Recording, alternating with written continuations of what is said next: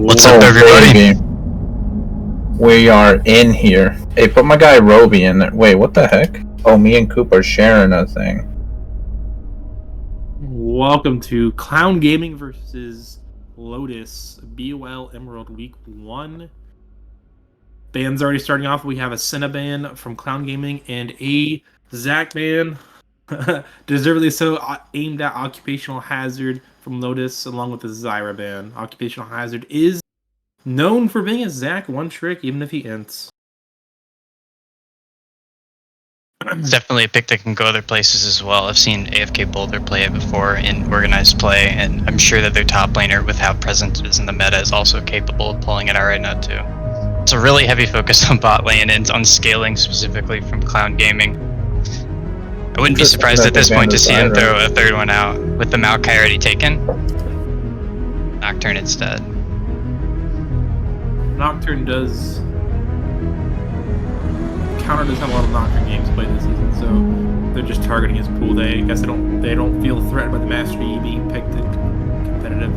Well, it looks like from at least what we see on screen for game 1, it looks like Extinction is in, who is more of a tank player himself and is going to stay towards stuff like, I'm actually surprised to see them ban the Maokai. Taking that for him would have probably been a pretty strong start. I'm also surprised he first hyper picked carry.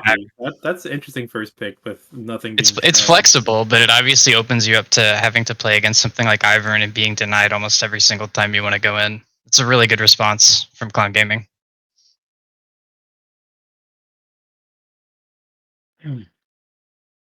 Well, you know what's open is the Kench. Will we unbench the Kench this game, even though Senna's banned? I think Tom Kench is kind of insane right now. Especially with Ferris and Ivern, just have a lot of protection. You could pick. Okay, we have Ari pick for against the Azir. Ari did just get a nice little buff, 5% on her Q, but it's really 10% if you get both ends of Q. And she has some health growth, which is really nice. Azir. Tom Kench. Azir game or not. Tom Kench is definitely in a really good spot, but it also is something that you'd often pick in response to dive, or if you knew that you were guaranteed like a melee versus melee support matchup, which right now they aren't able to kind of have any clarity on yet. I imagine they could only really do that if they were willing to flex it honestly between both roles, but at that point you still open yourself up to it being counterpicked. Should they pick? They should pick support and leave top for a counter pick if I was Clown Gaming. That's what my team does anyways. It just comes down to which they might value more.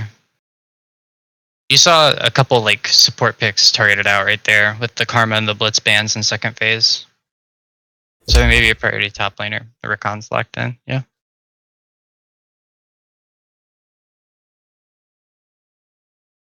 I like Rakan here. Even though we have Poppy, it's a good pick to punish the Ashe. So they have to choose if they want to send Poppy support or not to block the Rakan, which they don't. They choose to opt to go in for Nautilus, and now they have to blind their top laner, which gives Clown the counter pick. Not many. I don't think any top laners except for Ornn have been banned this whole game. Oh, so it's gonna be Poppy top lane for Lotus. They lock that in by choosing Xin Zhao for the jungle. To be completely honest, as the draft went later and later, there actually became more and more things that seemed like it would make the Poppy pick a little bit better. A lot of mobility was taken in the second half of the draft that Poppy will have the chance to deny. But honestly, I think it's pretty smart sending it top. It doesn't really have as many losing matchups there, and trying to play it against the Ivern is absolutely hellish. Yeah, I wanted to jump in real quick and say that I'm not a big fan of picking the Rakan, especially having seen Poppy early. Like the Ari dashes, I think if Ivern roots somebody and you click on them to get into auto attack range, is that also a dash? It is, but you have to be in the range of the Poppy, so it's like a Lux E range around the Poppy, kind of. I believe, maybe a little larger. But yeah, I mean, it's pretty conditional. Even so, right, the way Ari's going to play the game, hopefully, is Cyclone will kind of ult around the fight instead of through the fight. So if she's ulting around the fight, the Poppy pick does nothing against the Ari. I still think they made the right decision sending it top, though. 100%, All yeah. things considered, Yeah. because it's the softest landing they could give the pick possible. Whether you consider it like all part of the plan or like a flub and like maybe an error of some sort in drafting, but Also, they it's put it in the best place they possibly could, and it honestly has a lot of value this game because of the RA and the Rakan that were picked later on. Yeah, and the Poppy Engage itself also, since it's gonna be farming top lane, it'll have more gold income and it'll be more of a threat to the Varus and to the Ahri. Because the Varus is very like it could very well be a Poppy Flash Engage with an Azir coming in, and one-shotting Varus. Has a real possibility with an Ash arrow from the Fog of War or something. And they don't have a way of defending that. And the Poppy does make Rakan's job really hard of actually engaging. Rakan's mostly maybe peeling this game. However, I do think Nautilus in that bot lane matchup is better than Rakan just because they have lands that hook. Rakan is rather squishy, and if he doesn't get that E spam, he won't be able to get out of range before getting rooted from the auto attack from Nautilus passive. I don't know, Q. You're a bot lane dude, aren't you? Yeah, I play support. What do you think about this bot lane? Ashe, Nautilus versus Varus, Rakan. The Rakan Nautilus matchup is very, I don't know, like I guess kind of a skill match. Some people would I think it leans more towards the Nautilus because you can sort of auto them when the Rakan goes in. But rooting him so that way he can't dash back as quickly. Maybe you blow him up. But I mean, if Phantom can play very well around that, and also I think choose the engages carefully. Not just go balls to the wall like crazy, just trading constantly, but whittling them down with Varus range and poke, making sure that like when they do go in, it's a very good like almost secure. And Coop, do you think this Varus is going to go on hit or lethality here? With lethal tempo, he has to go on hit. Obviously, they've definitely set up so that he's going to be one of like the main beneficiaries of having just like a lot of CC and having the Ivern behind him. Hopefully, they can utilize all the pick they have. I mean, honestly, it could have been a game where he chose to go burst, but seeing that he went lethal tempo, it's a certainty that he's going to go on hit, which I think is like the smart decision. I agree. Odds are with two like melee supports picked, both AD carries having a lot of setup, bot lane's going to be like a very volatile state. Okay, and they're already starting off. If they can get vision down here, it's really good for them. Oh.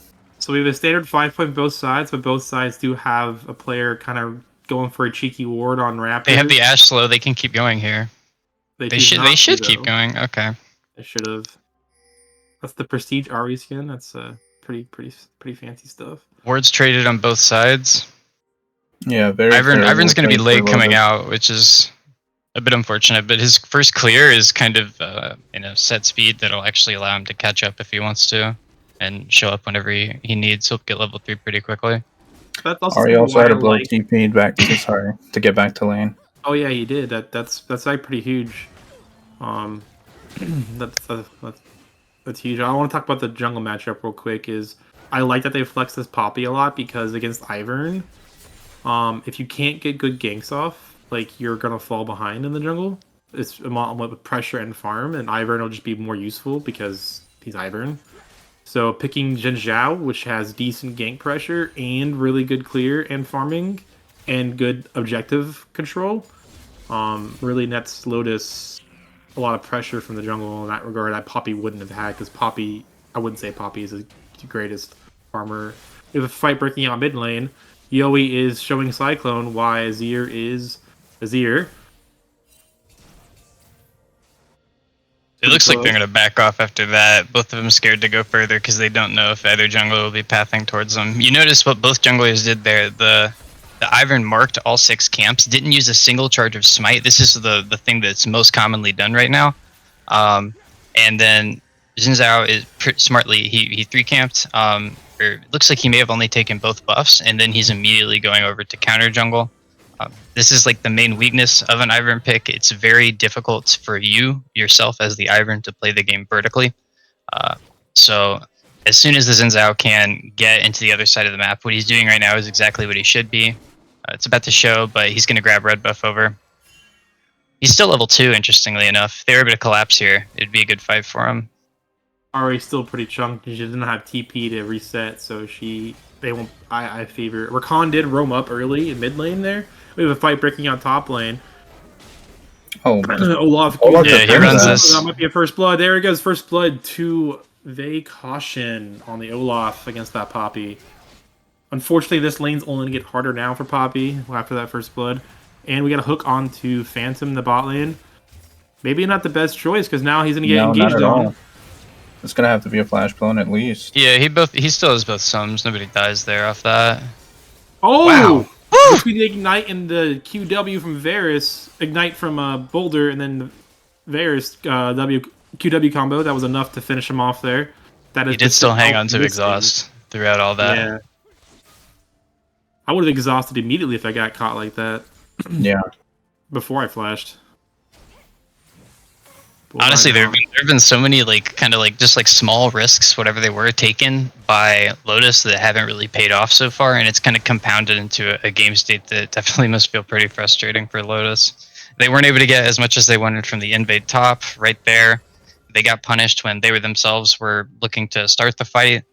And I mean, top lane, they were pushed up and they actually pinned against a wall that led to them getting run down. So it's a lot of stuff that they're themselves initiating and starting that's just not working out for them. Yeah, and that's helping out the Ivern a lot that he got these two side lanes that these two side lanes just kind of got ahead, opening the map up for him to do his thing. There's a lot of pressure on Xin Zhao to make something happen here. Already having tier 2 boots, he's just going to run back and forth between every single lane and help them fix wave state. If you were a counter, what would you be your goal right now? To help top or try to make something happen mid and have a double roam somewhere? And I mean, it's tough to feel like there's much you can do in general. I mean, you have a lot of setup in both top and mid, and you want to prevent or you want to get one of your sides snowballing, but also it's important to specifically prevent the Ivern or the Olaf from getting too ahead. The problem is now that you're on the back foot, you kind of have to play around timers a bit more. Right now, maybe you want to look for a play, but you're forced to start trading for grubs because if you don't, then they're going to be able to get both. Yes, exactly. So you feel pressured into making certain moves and playing towards certain spots because they kind of have the upper hand and can force where they want to go. The one thing that you do have is you still have a lot of early 1v1 power. Any deep vision you can get moving in. Yeah, exactly what he's doing right now. He's going to start looking for camps whenever he's able to. It's definitely unfortunate that there's no extra attention that was able to be passed off the top lane to get the Olaf behind before he hit 6. It's going to be really difficult for them to actually stick to him and punish him for any sort of aggression after he gets to that level point, which he just did. Yeah, Xin Zhao did win the smite fight for that, the chickens, but here comes Olaf with ultimate. This is very scary for Lotus. With Grub's already down, there's nothing to fight for in that position. He'll just go back down to his camps. Backed off immediately because they even trust that fight. Even one death it's just not worth it for you at all. I was going to say that I think the only way Lotus really... I mean, they can't do much now. We spoke about how they've lost a lot of tempo. I think now they just have to wait for Azir to sort of scale. Yeah, but I don't know if Clown will let them do that. Seems like bot lane for Clown Team Gaming is... for Forklift is trying to push for a gank setup against a dive with Ivern, which... I'm not the biggest fan of diving... It's fairly risky for them, yeah, especially with they know that almost all sums are up. Nautilus has a lot of CC and Ashe has 6. A lot of times you end up with just way more random instances of free time on Ivern, and you just kind of end up showing proximity without really set. I don't know. It's weird to say a set goal in mind in some instances. It's yeah, you're kind of just there. Yeah, basically. Like, oh, if His something wave happens, stayed I guess top I'll lane, show up. though. You definitely, in all reality though, in a lot of those times, you can back sooner. That's something I've started realizing more and more. This wave state for top lane is the crippling depression for Acheron. Like this Oh, is he has not. to if he has to be calling for help right now in some capacity. Yeah, just jump on the other side of Honestly, the map. if I was Lotus, I would pull my support and maybe try to make something happen, either top or mid. Just relieve pressure somewhere. At least mid lane is pretty even CS. It's dead even. However, Ari is able to get a shove and roam. Looks like get some deep vision, pop that block, pop that plant, come back, catch the wave. Zen was the spotted looking for the counterplay, so he knows he can continue holding this top for an extended period of time, especially because, okay, Zen's, yeah, not like a bad thing for Zen to be doing at all, but he's farming his way up there, which means that, again, it's just going to be something that he can hold for a really long time.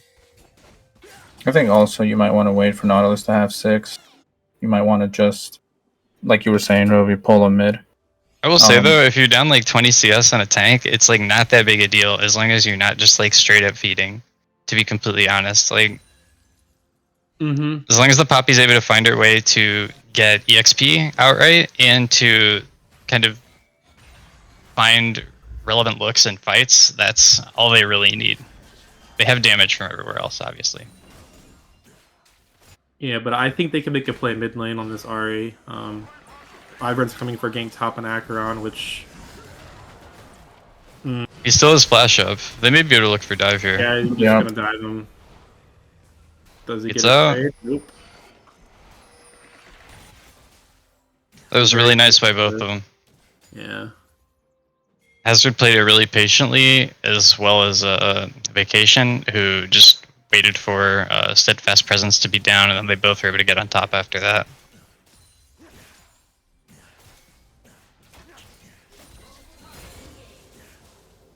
Counter is still managing to keep a slight CS advantage in the jungle, but Ivern probably doesn't really care too much about that. We are seeing Lotus go for the 6 grubs, which would be huge for them. Especially with Azir later on, have that Azir side lane, just be able to mow down turrets incredibly fast. Because I don't know if you guys have any much experience against Azirs, but once they get like that 2.5 item spike, they're pretty hard to match in the side lane. Although even Olaf's gonna get pretty big, he might still trouble with Azir because Azir does have a lot of mobility and just really high DPS. I was going to mention that as well. It's like the one point of concern really is that there is nothing that has prevented this Azir from just kind of like getting his chips up. He's, I think he's like level 9 now. He's going to be close to his second ultimate level. He's going to be close to Nashries here. When they finally start fighting second, third Drakes, he's going to absolutely be the first thing that they need to focus down. And one of the problems they have is he's going to be able to, despite the Olaf ulting, he's still going to be able to wall him off, so it's going to be on other members. Knocked up. Oh, now they're turning on the Ashe. She flashed out. I think they just focused in here and secure that.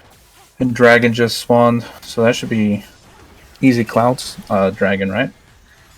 Oh. That was a good shuffle by Azir. Yoey is a really good. It has to blow his flash to in threat of a root from the Ivern. Ends up being a 1-for-1. I think Lotus does come out happy with that. I think. However, Yeah, especially it leaves them with a man advantage on bot side, so they're able to go for Drake after. This is going to be their second one on a row for Clown. That's also more gold for the Azir. I think while that was happening, there was. Oh no, never mind. Sorry, I forgot that Poppy died earlier at the beginning of the game. Wondering how they got 2 deaths. Yeah, it's definitely like it's not an easy assignment. And after the second solo kill, or well, after the play went through, solo kill, the play with Ivern went through, it's only gotten harder. Yeah. I actually imagine instead of going for full completed Thornmail here, they're going to start looking towards some kind of like budget build. I don't know what it'll be next, whether it'll be like just into like a Bombies here. Interesting side note, by the way, Ari Cyclone does have an interesting build. I do it on some of the mages I play is he has overgrowth on that champion at the moment to help with that health growth along with leveling. Are you taking like double health growth runes in the bottom of the tree? Or you can take like adaptive force and like tenacity and stuff. Are you taking double health there? No, just Okay. Oh, Ash Flash. I've heard about a lot of Arrow, ADCs. but the Jhin ulted it. I don't know if it blocked the arrow or not. I wasn't sure. I couldn't tell the difference between that and the Rakan knockup. Regardless if they're getting close to killing Boulder, they're just standing there and letting the Varus hit them with a fully stacked up lethal. That was a desperation sort of play. Yeah, it Especially absolutely since is one Nana of was those wasn't where there. you just are trying to force something because you know that it's going to get more difficult from here to make plays, to go in on them. Nana was With how ulted slippery they there. are. Just throws a rage ult down. It seems like. Yeah, just to stop his back. Yoey being very greedy here with low health and potential dive happening mid lane. Okay, wait, Nana was hooked the Varus? He dies here though. That's WQ. He's dead. That's a TP coming in from Poppy though. Oh, That's a good TP. that's a good shutdown, you know? Counter was able to protect Yoey mid lane from that 3-man dive, luckily. That would have been disastrous for Lotus if they lost Yoey. Luckily, Lotus does have 6 grubs, although Clown Gaming is trading the death for bot lane for this Rift Herald. I'm not the biggest fan of Rift Herald anymore.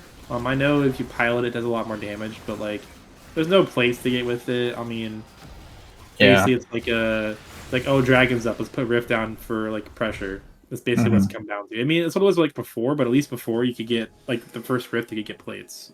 I definitely find myself holding it for a lot longer now and questioning more and more when is actually a good time to get the most value out of using it. So I'm definitely with you on that front. But there's like here though, I feel is a semi-troll. I don't like it.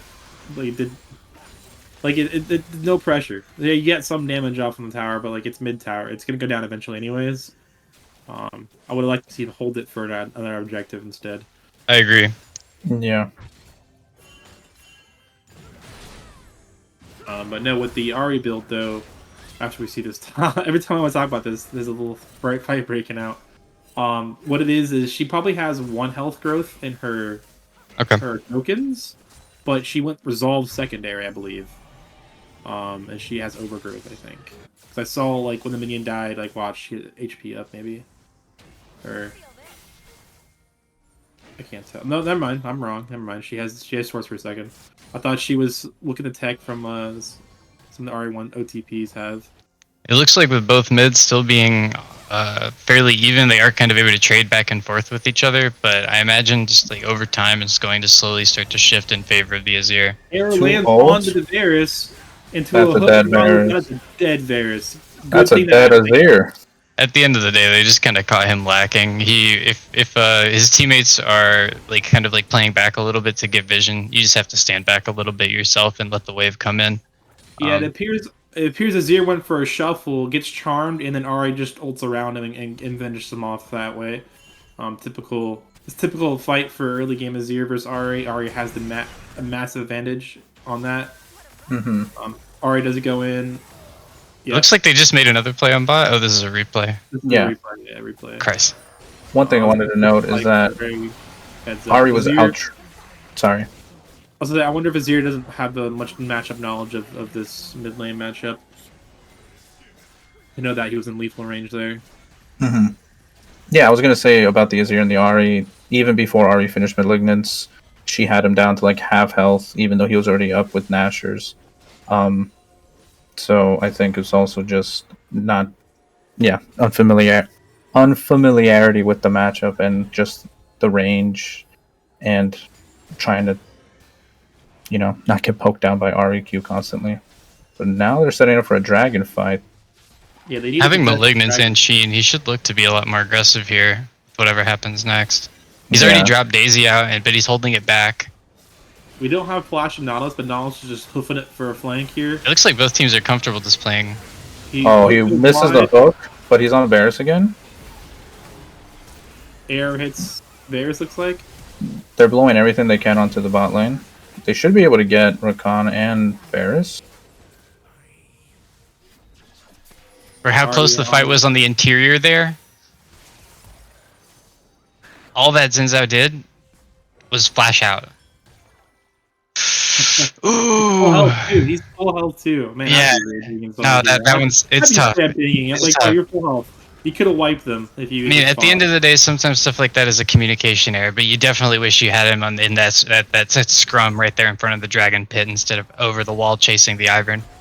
Yeah, that'd be a dead Ahri. Like Ivern's annoying, I get it, but it's bait to chase him. It's just straight bait. It's the same thing we mentioned earlier. A lot of times, in a game where it's, maybe it's the start of the season or for whatever reason, emotions might be running high, you can find yourself making decisions kind of like emotionally, whether you're ahead or behind.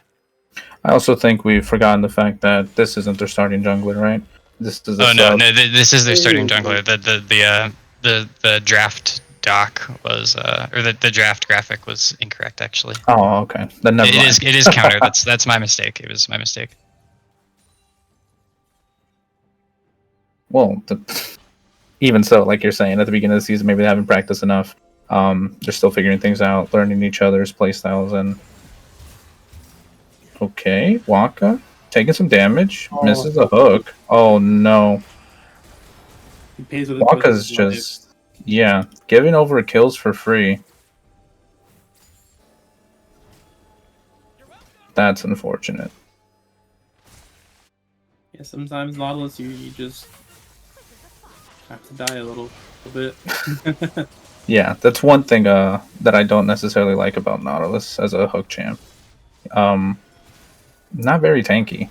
So like if you hook something and hook a wall or go in maybe when you shouldn't have, that W shield it's not helping you. Imagine if every hook champion could pull themselves to a wall. It'd be like Spider-Man. For real. Yeah. Imagine the plays you can make on Thresh. Mm-hmm. Just hook that wall, lantern my lantern somebody to a wall, yeah. So now they're stacking in a bush, or they... Oh no, not Waka. That feels bad. That feels extremely bad. Celestial doing work here. Honestly, solid play by him to get out. Well-timed flash. He's the hook well. Yes. Unfortunately, the state of supports at the moment is they are overpowered as hell, and that's a immediately Baron call for Clown Gaming. I like this Baron call, although we have a bot lane shenanigans going on. Yoey is camping. He's doing a top lane of strat, doing the bush camp, side lane camp. Counter's looking to try and find his way in. He has vision now of his W. Azir's teleporting in, so is Ahri's not. She's backing. They turn to the Ashe. On this Ashe. Oh, there down goes Reboot. Vey runs him down. Joey's on the back. 1v1ing the Varus. Dies to the Varus. Blows his ult. Yeah, that Varus is 6-3. He's not something you can just jump on and kill unless you have... Oh, the nice charm from Cyclone finished off the clean ace. My goodness. E2 and Baron off the back of that. That was a 5-0. Clean team fight from Clown Gaming. And with that, I believe that might wrap the game up unless Lotus managed to draw it out to a 40-minute banger. Which they could, but if Clown play this game right with this Baron push, they should be able to get the rest of the other two tier 2 towers and just have a real stranglehold on the Lotus here.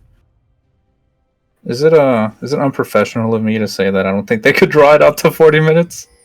I mean, dude, I've seen crazier things happen. I mean, don't know if you watched the caster curse.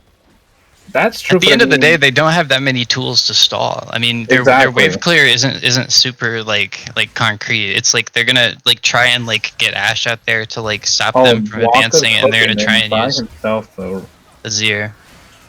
The problem is Azir is their wave clear and their win condition for side lane pressure, right? So if you don't have him wave clearing, you have him side pushing. He's not wave clearing. I don't think he can pressure either side laner right now. That's the other issue. I mean, you start from square one. He's going to go bush main next. I don't know if that's the build moment, but... the best thing they can do is just look at the 3 large bounties and say, all right, we're going to focus on playing these and getting these if we're able. Nothing else matters all that much. I think this is curtains for Yowie here. Charm does go wide. It's a good However, dodge. the damage from Ari, she only hit one half of her Q. Is just Gonna so look for it. much. Oh, and he Oh, flashes. nice flash shuffle from That's a here. caster, Kurt. That's a good play, honestly. It was pretty Very saucy by nice him. play. Yoey's probably hitting himself right now. If he didn't miss that charm, though, he would have got that kill 100%. Soul does go down. Jinjiao's caught up. Zen's out closely falls behind it. See, No, he's hitting over the wall. Honestly, Oh. I wouldn't have flashed there. I would have saved it. I will say, Ocean Soul is a Dragon Soul, and it obviously is going to be very impactful. And there's a lot of context behind these stats. But correct me if I'm wrong. It is the statistically lowest win rate of all souls, right? Yeah. However, for Olaf, I think. Oh, it's amazing for this team. That's for sure. Yeah. Because I don't think anyone can deal with Olaf right now in the side lane. Like, No. he's just gonna Poppy's just gonna keep conceding tower to him. Like, look at Boulder just tanking the damage. Like, it doesn't even matter. He's playing Rakan. There comes the Ocean He's got Soul. 3 items. Right, please nerf support, please. I don't think they Nerf should. support, make bot great again. Okay. That's what I think. I think support got so buffed they had to nerf AD carry. Ult? Quinn. Yeah, and exhaust onto the Varus. Nautilus was rooted from the Rakan fucking Iron We got Cube. Ninja doing wolves, and the rest of the team is just dying. Oh boy. He's looking for a flank of some kind, but this He definitely doesn't have isn't somewhere flash. you can actually stick to anybody. Olaf does pop ult and goes. He 1v3s, he wins these, Ash ult is nullified. Switches to the Nazir. Ari shows up, that's the dead Nazir. Dashes into the charm. No. Has to be Meanwhile- game here as soon as they get away, if you imagine. Yeah. Yeah, meanwhile, bot and hib does go down. Charm lands Good charm. on- Good Oh, charm. that is just curtains for Lotus. This is game right here. Unless Pound decide to 5-man fountain. I think it could be game even if they do that. No, they'd be trolling. They're not gonna do that.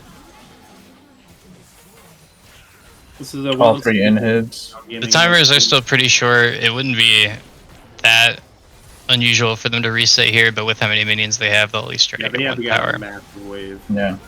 That tower is just getting shredded. And they got another wave coming in too at the same. Yeah, this is final stand for Lotus. Let's see if they can make it happen. We're gonna see any tower diving? No, I don't. Here goes down. No. The minions are gonna end the game before they can get another kill. No. They gotta get in there and get that Ash. Jump the The fountain, Nautilus is boys. looking. Oh. Well played by Pound Gaming. Well played. Well played by Also, all, you know. That was by the way, that was a flawless game for Occupational Hazard. Yeah, double goose eggs, 13 assists. Perfect Ivern game. From a Globeboard point of view. Damn. So, can we Just- rewind real quick, Nort, to that first blood on the Varus? I want to see that that pop. I want to see how much health that was. I don't know if you're able to. I was surprised about that. With the WQ. Yeah, that was. Yeah. I mean, it he was- also had the 3 stacks of blight on him, so it was max. Yeah, but still, like.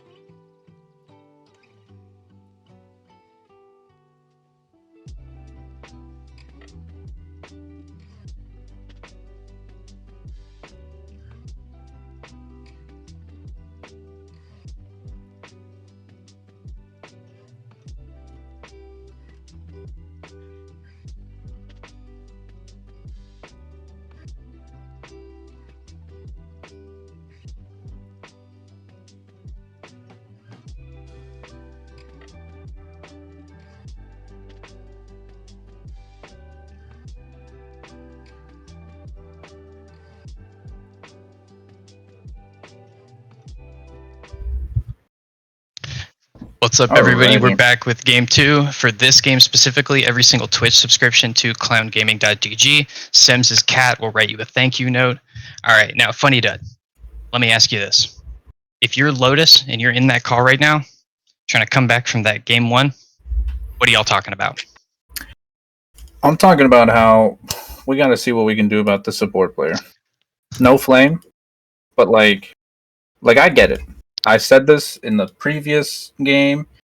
Nautilus, he just blows up.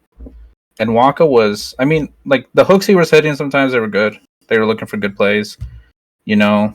But like, I think you got to do at the something. end of the day, a lot of times Nautilus is only going to be as strong as what's behind him, right?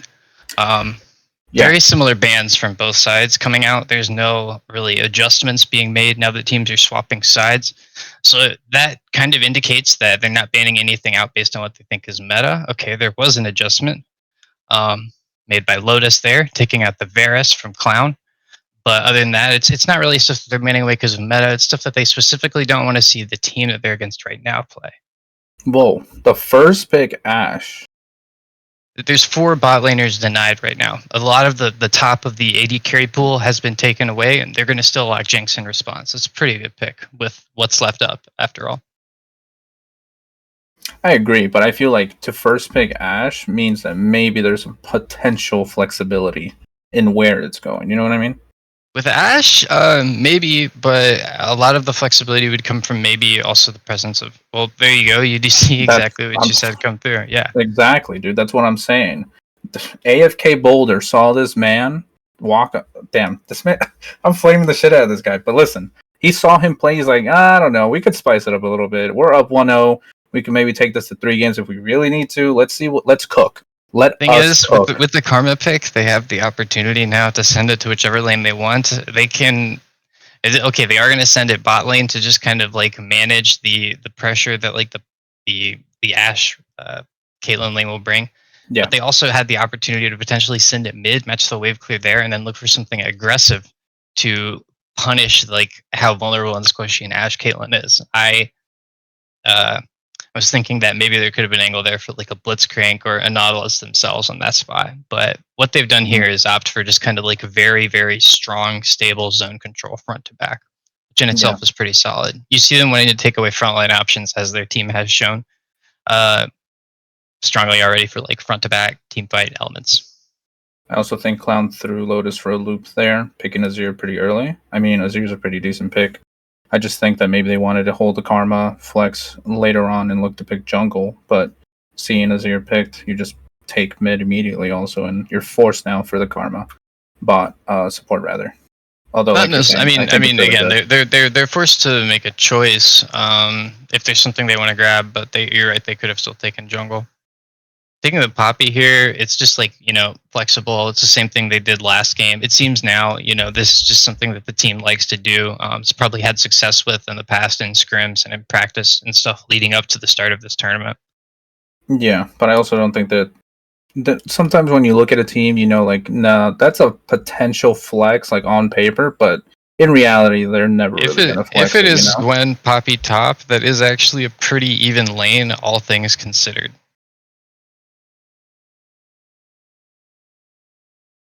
There are a few melee champions that can stand up to a Gwen the way that a Poppy can, if what you're looking for is frontline.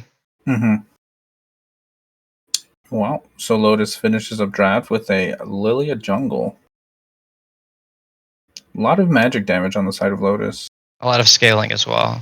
Yeah. Both teams are going to be looking to take this quite late, but they do have certain points of early pressure, certain things that were picked specifically to create a spot that either team might potentially be able to play through. You have an Ashe Caitlyn lane. You also have a Karma lane down bot. Mm-hmm. Poppy's a champion who does kind of like thrive in like the early to mid game. She has very good like looks at like level 5, 6, stuff like that. Just because of the amount of damage that's going to be in her kit. They will still, both sides try to play this pretty slowly unless the Sejuani is looking to get involved. I imagine we're going to see like a full clear into recall into full clear again from the Lilia this game, and then most likely. Okay, cool. Okay, In game now, what do we have here? They could look to like walk out with the Ashe and look for some sort of invade play just to get pressure off that, but it's pretty doubtful. We're probably going to see both teams just 5-point here. Yeah. Well, if Sejuani starting topside, also Caitlyn and Ashe might want to look to cheese a little bit. Get some of that early damage out before Karma starts harassing them more. Interesting, like summoner spell differences between bot lane. We have a cleanse and an exhaust versus a ghost and a heal. So both teams kind of looking for different things. Obviously, I think the cleanse is a smart choice with the Sedge and the Ashe ults being able to be thrown out without any real like committal following behind them, so they can like constantly be looking for those engages. Taking cleanse is definitely a good idea. Yeah. Also early on, the slows from Ashe W's and autos. But I must stop your Gwen also took Ghost. It does seem that they're all showing down heavy towards bot side. They actually left a top jungle entrance open. I don't think they tagged it though, so they didn't know and didn't get any vision off it on the backside. Mm-hmm. Karma got a deep ward on chickens, so they'll know Sejuani's starting bot side. That is a Wako signature ward. He's going to look for that quite often. If you ever get the chance to cast him again, Funny Dud, you'll be able to see him do the exact same thing or look for it in almost every single game he plays. It's a very interesting tactic. He has a great appreciation for. Mm-hmm. Mm-hmm. Going for that word, you can see he still makes it back to bot lane in time. Now they're able to trade right here.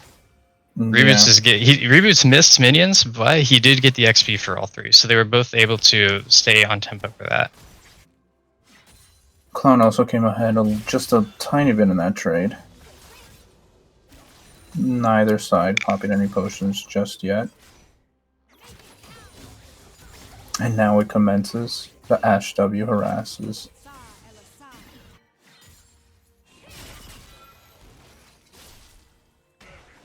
In all reality, with it being Ashe Caitlyn, they need to look to create a large lead early, if possible. Yeah. It seems as though Lily invaded. Yeah, she's just trying to sniff out what's going on, but I think some of the camps were already gone by the time she went over there. Krugs weren't? No, it was just red. She's taking both herself. But he's smart enough to know that he has now an angle for something. Joey blows Flash. Flash also from the Sejuani to commit. They could look to... Nah. Unfortunate. But Flash for Flash is pretty good. They're probably also going to end up getting TP off this by the end of it. Mm-hmm. Oh, here Lotus is rather split, but they are able to confirm the kill on Ashe. Jinx gets excited. First blood over to Lotus. Okay, things looking a bit better. That was really nice pathing from the Lilia, all things considered. They weren't able to get any KP off that, but they were still able to corral the Ashe off for long enough. They were able to punish it. Interesting also that the Tri-Bush seems like it was warded by Clown, so I think that's just one of the dangers of any sort of ADC Ashe bot lane where you do push in so hard that sometimes you forget. Well, with the Lilia having 4 charges of her speed up, right? I mean, she's coming in pretty quickly. You see her on the ward by that time. If you're even in lane spot, you're still like kind of forced to make a bad decision either way on how you want to get out.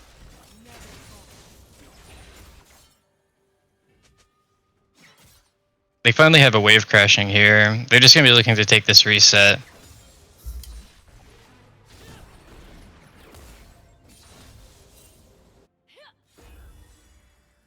Joey did blow TP. Cyclone still hasn't backed and they're ganking top. Flash blown on Poppy. We'll definitely be happy about that flash being down and should look to punish it later on. Lilia's just coming up to ensure this crash, and then I imagine they're both looking reset after, as neither has taken their first recall.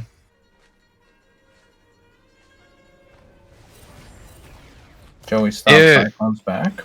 Obviously, there's not too much that's expected on either side up until this point, since it's only 5 minutes in. But we are going to have to pay attention as the game goes on to what's happening bot lane with how many turret plates and if they're able to get the full tower in terms of what this Caitlyn and Ashe are able to do with the pressure that they can kind of like accrue from taking these picks overall. Yeah. It honestly is proving to be a pretty smart idea from them to flex the Karma support and then use the early pressure from that pick to kind of mitigate what they're gonna do on this double marksman lane. Again, with being a kill up and keeping CS as even as it is a huge win for the Ashe. So what we really need to see is despite there's like a lot of scaling on the top side of the map, there needs to be an emphasis placed on potentially trying to force plays from this Sejuani to accelerate the tempo of the game before this Jinx can become something that's really tough to deal with. Yeah. We know there's flash down top, but they're re-ganking Joey. We know he doesn't have flash. This should be a kill. Zir messes up the ult, it seems, and Joey is able to just walk away. Lily is there now. Wow. Directed Cam decided that fight wasn't important, so I'm just going to glaze right past it myself as well. Looks like they're just starting to move back down into position bot lane both sides. They were kind of starting to move up as they thought that fight might extend further, but everyone's just settling back in. Both junglers are going to be coming off resets here. I'm actually really surprised to see Sejuani go for Merc Treads. It is, you can say that there's a lot of AP and that there is some CC that you'll want to address, but at the same time, going Bomby Cinder early increases your clear by so much on Sedge, and also it helps you duel as well because you have like skills that scale off of HP. It's something that definitely like helps you be tanky, and you're gonna pick up Merc Treads right after anyway. So yeah, a little bit puzzling on that front, but it's not the most concerning of options that it could have been, I suppose. I don't know what the word is that I'm thinking of. I would not impressed, but the karma lane definitely has looked way better. Oh, absolutely. Waka's an enchanter player. This is definitely where he feels more comfortable. The one thing is, again, they have a lot of zone control and they do have a lot of damage, but they are going to have to make sure that they are not giving up any big flanks or big engages, because they are very vulnerable once they have the enemy team on top of them. Yeah.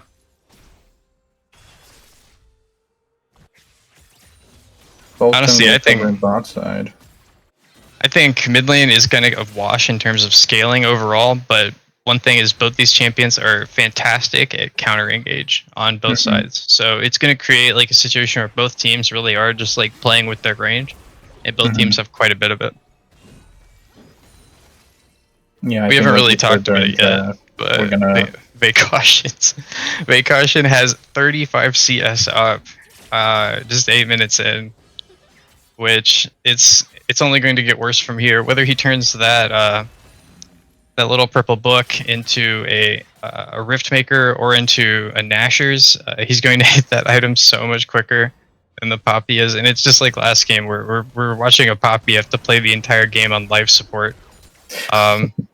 Because they like flexing it. I don't know. I like Poppy. I think Poppy's good, but like I was saying in draft, I don't think they would ever take a jungle.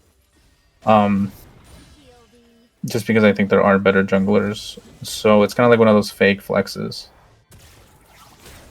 And Lotus is able to just secure Dragon here. Sejuani's topside, so she might look to just. Well, Crubs aren't up. Does she take those already? Ult onto Joey. He flashes away. No way. Oh, there's two flashes for that. Three flashes? Yes. 3 flashes. 4 flashes total in the play, yeah. Joey does have TP, so he'll be able to come back to lane. A lot of times when the game has gone pretty slowly so far, it's like the first fight that actually happens, everybody's just like really, really excited to use their shit. Yeah. Yeah. Joey is TPing from base to the grub fight. Cyclone is not rotating. Clown might look to just give this up. Yes. Oh, Gwen turned back around. There's definitely a little hesitation. They're trying to see if anyone steps out of position.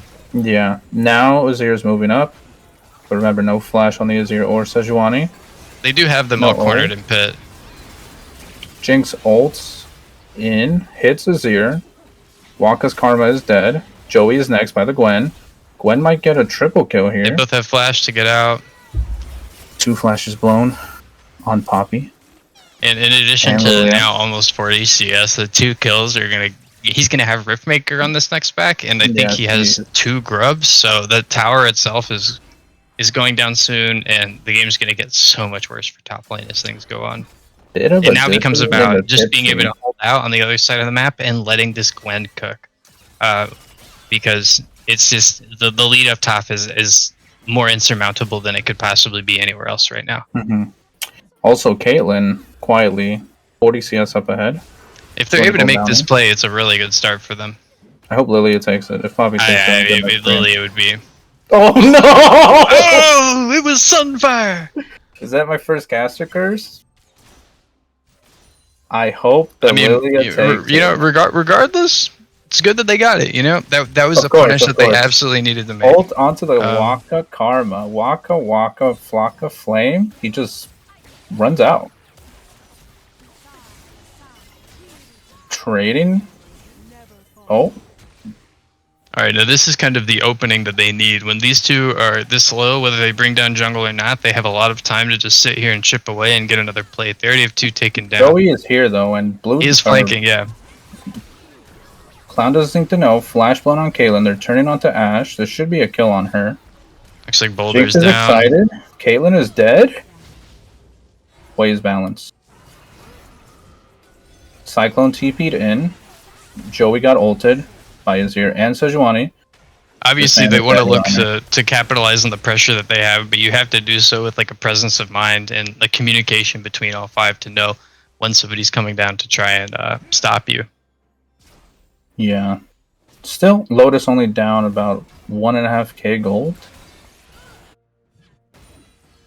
Caitlyn no longer has a bounty. Gwen no longer has a bounty. Still 40 CS up on the Poppy. And Wei is now 1-3. Ooh. Ooh. We do see, regardless of what items they both might be going for, Jinx opted to go for early boots. So we have, I think it's Phantom going ahead and completing his first item in the Storm Razor. That gives him like a little bit of extra upfront burst, allows him to kind of like put them on their toes just a little bit more to try and get the last little bit of juice out of this tower if they're able. Ideally, they want to get like one more plate here if they can, but it might be difficult. They're trying to get the tower down as quickly as possible, and then move towards mid lane so they can kind of get the Azir into a more secure side lane position, and also put themselves in a greater position of safety as well. He's able to play the long lane much better. Yeah, but I think now we might be seeing Lotus have a problem. An engage comes through. Ashe ult onto Karma. Caitlyn trap. That's a dead Karma. That's a solid Ashe play from trap. them, comboing the CC together, yeah. Very immaculate. That's an You ult. gotta appreciate She's that. dead. My goodness. Series of unfortunate events across the entire map for Lotus. Everything's just kind of coming up all at the exact same time, right for Clown Gaming. They were even able to get the second kill off the back of that because Reboots was just kind of like loitering around a little bit, waiting to see if he would be able to catch that wave, and they just took every inch they could and tried to punish it. Yeah, sometimes ADCs think, oh, I can trade back. Maybe I can, Yeah. like, auto them to death, but... Top lane, it's Joey definitely getting a kill on the Azir. yeah, you know, for everything that they did right to put down the,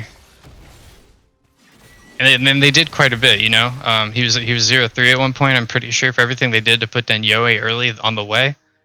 He still definitely came back, and he's doing plenty of damage right now. It's because he's balanced, dude. You think? I think it's a skill cap. champion, you know? I don't think balance is a part of it. I mean, he seems to be handling the sleep way a lane. bit more better than Azir. Oh, absolutely. The gold lead now stands at about 3,000. Yeah, every single time we check back in, the lanes that are supposed to be winning just seem to like creep in more and more. We're up to like 35 bot lane. We're up to a similar 40, point yeah. at top lane. Yeah, exactly. And mid lane, which is kind of designed to just like you pick the Azir blind, it goes even against most anything. They're Is doing looking exactly at the that. Ashe, who might be out of position. Poppy goes in. She is tethered. That's a kill on the Ashe. Nice pick. Nice pick. No objectives are up right now, though. So it's just small consolation prize. That's the thing about, you know, playing Ashe support. That's why I don't do it. Because that's what happens to me. Yeah. No, I do think that, all things considered, there's a chance looking at how this game's playing out that since you were able to guarantee yourself a position that, well, I guess you weren't able to guarantee it because the Poppy was a flex, but with how well top lane went, you would honestly like to potentially be able to invest in more utility towards the bot side of the map. To just play for, you know, what has been working for you this series so far. The sleep That's comes a in Lilia from out of ult. range. Are they able to get That's anything ult. back off it? No. Well, ult for ult. Sejuani's still hovering here. It's a fine trade for sure. Joey walks into the Azir. Azir flashes, blows ult. Bye-bye, way. Yeah, Cyclone has had enough. He is tired of this twink artist on his Summoner's Rift. we see we see the Gwen looking to just keep pressure up towards top lane. She has grubs under her belt, and Mid they just tower hold them down. up. They're getting a lot of pressure in all three side lanes, but it does seem like they're starting to kind of just like rotate towards each other to grab vision as they move back out on the back end of this play. Yeah, Clown is playing this very, very well. I mean, obviously when you have a gold lead. Okay. Gwen is tethered. Sej blows ult on Karma. They're looking to focus down the Poppy. Poppy flashes out. As does Karma. Regardless of how many CS you're down, when you're a Poppy, you're still going to be pretty hard to kill because of the passive you have that gives you bonus resistances as you start to get lower in HP. That's a tough play for them to make if they were looking for that the whole time. If they were just reacting to something, though, it's definitely still a good way for it to end with them getting Poppy's flash out. Yeah.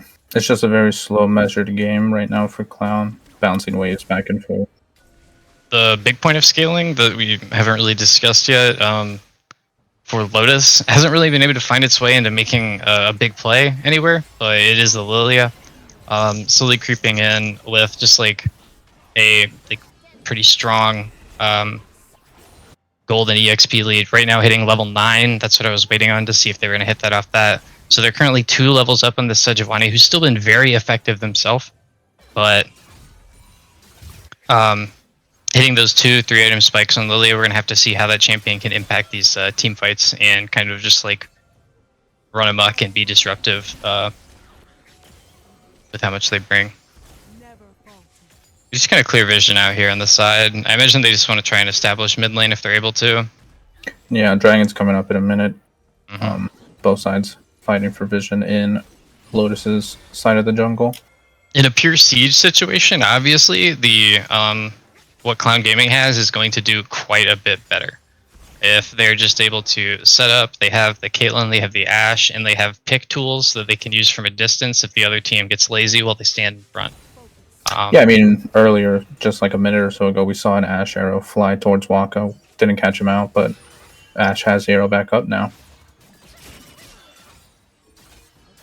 It's going slowly, but the Poppy is absolutely pinned under their tower. There's very little they can do to prevent what feels inevitable at this point, which is this Gwen hitting her second item and then eventually pressuring through that tower towards the inhib if they choose to stay up on top side.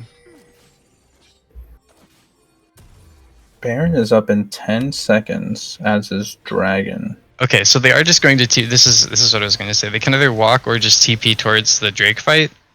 But you definitely want the Gwen there because of just how much strength they bring. Yeah. They're setting up for another bush cheese. They would look for one of these. They had Ash one of these come ulted down onto on them Lilia, last and they game. run out. Poppy is teleported in, but is separated from the rest of the team. They do manage to get out. Gwen is getting poked down to half health. Sejuani ult misses. Gwen is looking to dash in. Ults. Hits the Both wave for sides a are little just bit. playing their range. Azir, passive tower on the mid lane. Jinx actually threw Rocket out there just for additional splash damage, so we don't see it on our screen, but they have several members who are pretty low if they want to come down here and look to position. Lilia try still and has fight ult this. also. So she can get in there. Hit the sleep. Dragon is dead, but now they're looking for some consolation kills. Lilia missed Q on that side. Poppy is dead. Oh no. Azir ults Lilia away. They do get a kill back onto the Ashe and the Azir, so 2 for 2. But Khan is going to come away from that. Happy to have the dragon. Absolutely, you need to stop them from reaching Soul Point. It gives you guys a lot more time to just figure out what the point of attack is going to be going forward, whether it's, just playing for a hard split push and then trying to leverage that into Baron, whether it's going to be looking for another bush cheese like you did last game, trying to pick their bot lane when they walk up for vision, or any number of other things. We see the Ashe ult come through and then the Caitlyn to follow. With these timers, they could actually look Baron. They're pinging towards it right now.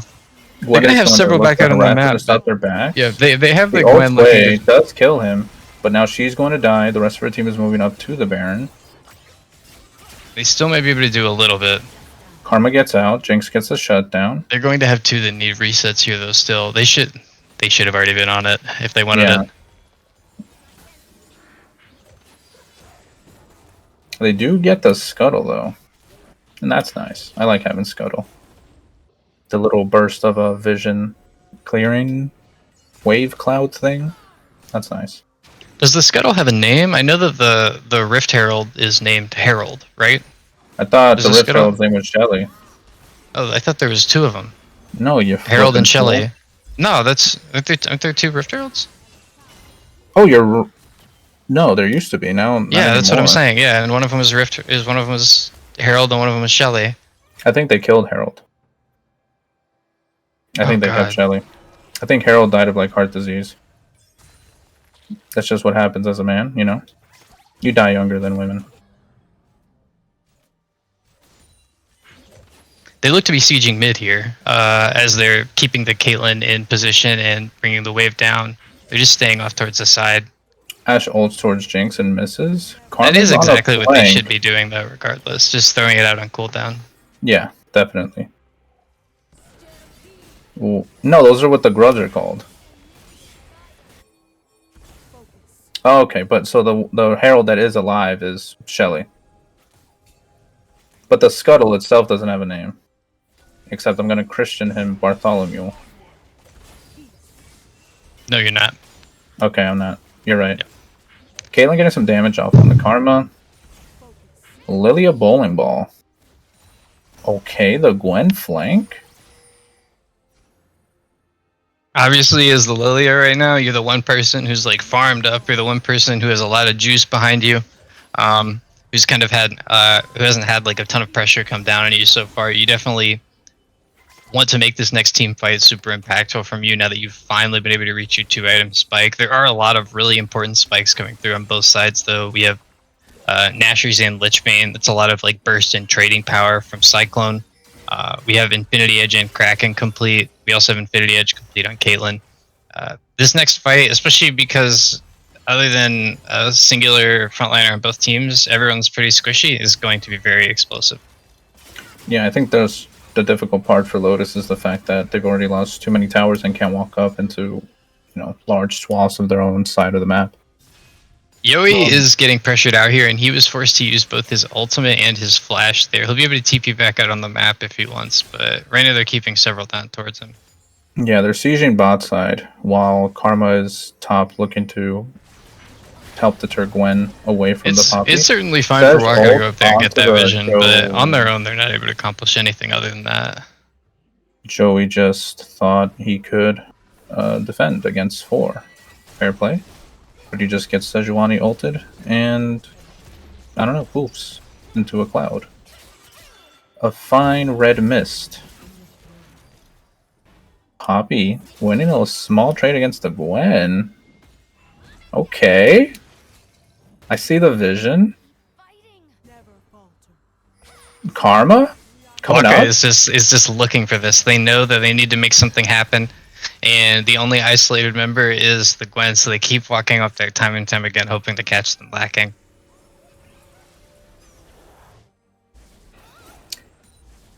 Dragon is up in 5. Lotus. Neither team is on top of the pit right here, yeah. Yeah. But Clown does have all those deep wards in their jungle. So they know at least where they'll be walking through. Clown does have mid control for this. It's a pretty good spot for them to be in. TP from Azir. Way looking to poke down Caitlyn. They're going onto the Sejuani. They back out. EP coming in from Gwen at the red Double side sleep. tribrush. Sleep on the Azir. He disengages with his ult. They're low on Clown side, but now they have a... Both teams are still just doing everything they can to play with their range. Azir is dead to Jinx ult. Sejuani's dead. Jinx is excited. She's going crazy. Gwen is dead. That's a triple kill for Jinx. A quadra kill as Caitlyn almost takes her out. My god. You gotta Jinx give them credit is for the way they excited. played that. Yeah. Both teams had their shot at engaging, disengaging, and then poking thereafter. And after all was said and done, Lotus came out on top of that. They're going to be on Soul Point. They're going to have Baron coming through here. And it doesn't get any easier. If you're the team that's had the game accelerated on you, then the other team, they have their scaling champions with items already coming through, and you're just sitting there, and it does not feel nearly as good. Yeah. I mean, Clown have an excellent pick composition, and they haven't been able to do as much of that also, just because they've hemmed Lotus in so deeply into their territory. That The Ashel did come through. It looks like they're contesting this on the backside. With several members low, they could at least take some timers down.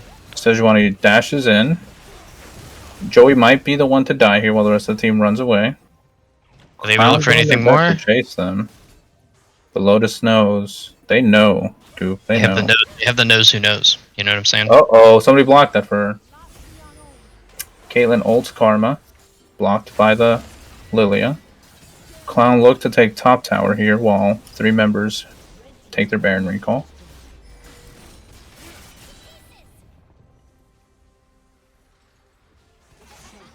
Sometimes I let my teammates tank the Caitlyn ult. Just to keep them on their toes, you know what I mean? Yeah.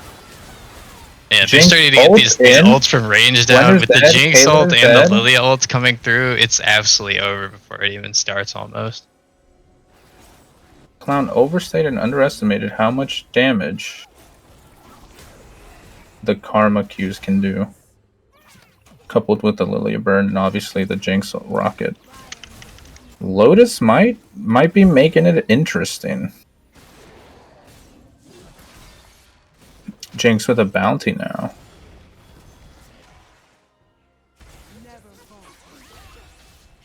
I am sad to see that Cyclone is not building towards the kind of like weird hybrid bruiser Azir build that I've seen popping up. Yeah. I've had some people speak to me about that, and I was like excited for the chance to potentially like watch the Showmaker build. how do these guys play it. Yeah, I don't know. I think it's just cool when people figure out new stuff like that to kind of like address like challenges they face. I don't know.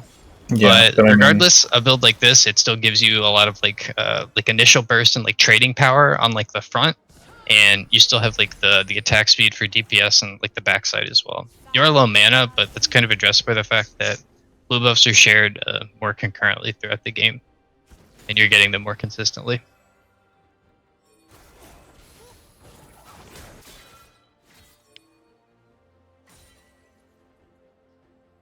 Despite being 40 gold up, or 40 CS up on the Poppy, it does feel like the Gwen is not lackluster, but I don't think they're playing around it as well as I think they should. I mean, for being as far down as they are, the Poppy's just doing a decent job of like stuffing Yeah, them. exactly. Like as I mentioned when we were drafting, like it's not that bad for you to just send the Poppy against the Gwen, even though it's a tank matchup, because there are Both on very the few Karma. champions that can actually handle the lane.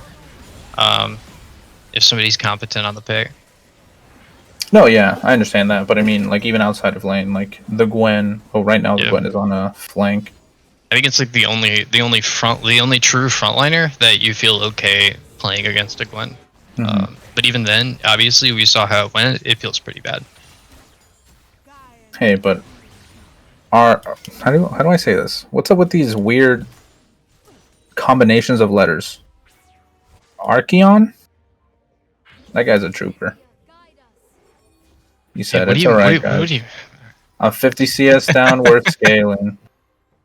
Don't worry about it. I'll just make sure this Jinx gets excited at the fight for a third dragon. Get her a quadra kill. We'll be sitting pretty. Jinx also almost done with her Lord Doms.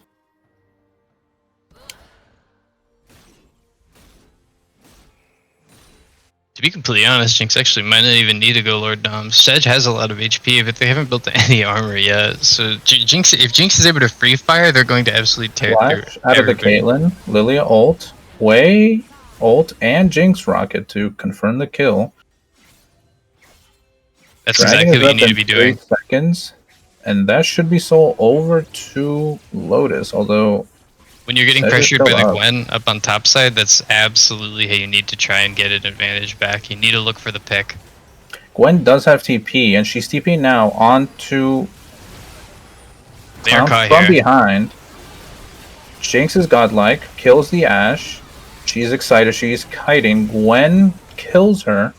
Cyclone TPs, or no, just walks in late to die. Okay. It's a wipe. Okay.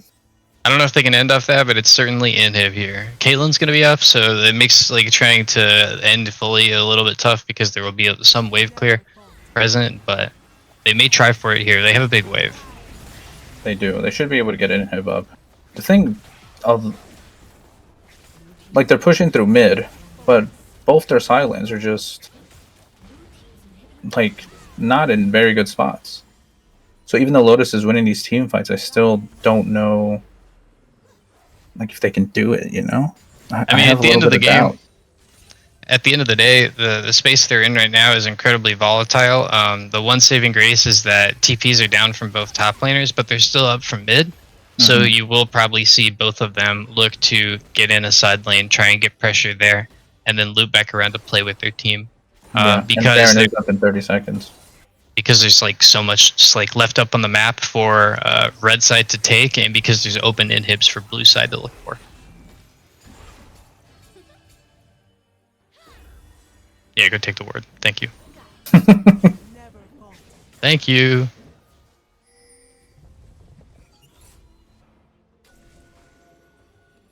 Yeah, I mean, just looking through what they have, I know that the Caitlyn isn't no slouch by any means. Neither is the Azir, but you got to think that, especially with just like the shields from the Karma, both coming down on top of Lilia. As soon as they just like start to run in, it's got to be really hard to stop them from moving around how they want to in these fights. There's a lot of like armor as well coming through, and like Frozen Heart from Poppy as well. At the end of the day, it's not that like sturdy of a front line itself, but you're still sitting there struggling to figure out how Clown's going to kind of like deal with this, because if the fights are developing slowly, it's actually Lotus right now whose comp has the advantage. So it goes back to them having to look for picks, but if both teams just kind of play tight like they have been for the past 10 or so minutes, to be completely honest, it's just going to keep going in Lotus's favor. I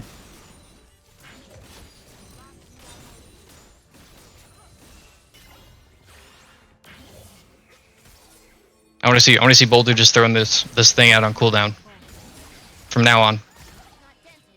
I mean, he should especially be. when you know you're in a tough spot. Gold's even, but you definitely still feel a lot of pressure from this position with your middle inhib being down and the Jinx being, kind of like moved on up to the Z tier that it can be in after hitting 4 items. Yeah, and that's what I mean. It's that, if Baron wasn't up, I'm sure, definitely he should be throwing it. But in a situation where if you throw it, you miss it, and then you don't have it for a potential fight, like, I don't know, in like 10, 15 seconds, because they push in for vision at, behind Baron at the pit in the river, such as here.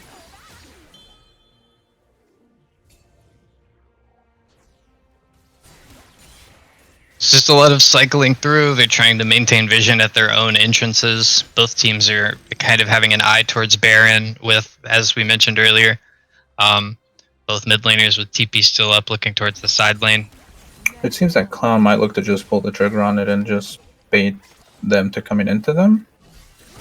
They have to be at least checking the wards first, I imagine. Yeah, they are. Well, Oracle ran out, so Lotus knows that they're doing this.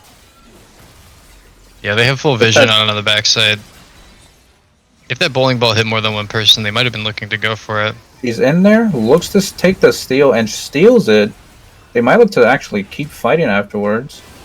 Azir goes on Hui, uses his ult. Gwen is on 3. Doesn't kill the Jinx, and the Jinx gets out. Alright, so Cyclone's going to get a second inhib here. Or the first, rather. They haven't taken another one. Oh, they didn't take that top one earlier? No, Coop, no. Uh-oh. Look at the mini-map, Coop. Come on. Sorry, brother. That's fine, I get it. I get it, dude. I miss Calm all the time. The other day, actually, I was in a scrim. My top laner... Oh, right. Cyclone gets away.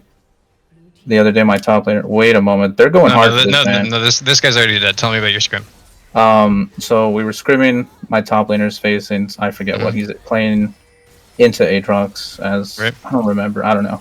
And then he says, okay, their top laner TP'd back to lane with just a ruby crystal. So we were like, okay, whatever. Like, why is he TPing back to lane with just a ruby crystal? I guess you're really dicking this guy really hard, Cool. Yeah, that's suspicious. Like 30, 40 seconds later, we're fighting at Dragon. Guess who TPs? The fucking top laner who we all thought didn't have TP. I start berating my top laner. I'm like, what the fuck are you doing, dude? Why are you trolling me in my scrim games? Then we all laugh, but... Yeah, was he laughing? Who, my top laner? Yeah. Oh, well, that's good.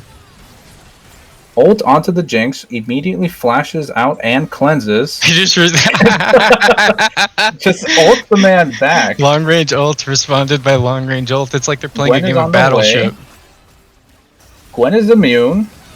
They're looking to get her. This could be... Oh wait, Elder's up? Oh my god. Gwen is the most immune she could flashes. possibly be. She is dead. Goes nowhere. This is Elder for Lotus unless... Absolutely. They'll be able to close out here, without a doubt. Monted's looking for it, but they're going to be able to keep him out with Poppy. Yeah. Grounded. Oh my god, Poppy. Just a Yordle with a hand. Poppy with a bounty now. Don't give this man Poppy again. Look at him. Where's he going? Oh! And the Sejuani comes back. Oh! And the ult doesn't hit him. Oh no! Jinx ults onto the Azir and misses as he dashes away. She's getting mid-inhib. Sejuani's a sitting duck underneath the tower. Rest in peace. You're just goofing him. Just get Smolder passive. Jinx is taking the towers, tanking them up. Joey with the TP on the way. Cyclone is here. Wonka is low. Oh my god. They're greeting. They're greeting. They gotta get out. Lotus is greeting. They're trying to hold what they can. I don't think they need to leave here. That's not... I don't know. They're kind of low. They have another wave coming in soon. Poppy gets a pick onto Maybe we get another Azir. execute there. Exactly. Clown trying desperately to hold on. Archeon could be dead. Nope. Karma Shield's OP. Gwen is looking. Ashe misses ult. Hui is hitting people with something. Procs the Hextech Soul. If they're able to chase out here, it's ult good. again. It's so hard with Jinx able to return fire still having full HP. Oh my god. Gwen is TPing into the base with bot lane super minions. Takes a tower. Wait, We'll this be is able to actually run out. hilarious. Oh Okay, my yeah, God. That's awesome. What is going on? Okay. I Yeah, like this this. is, they just took both both tunnels back too. They teleported in and then they are immediately on all the way back down on the bottom side of the map.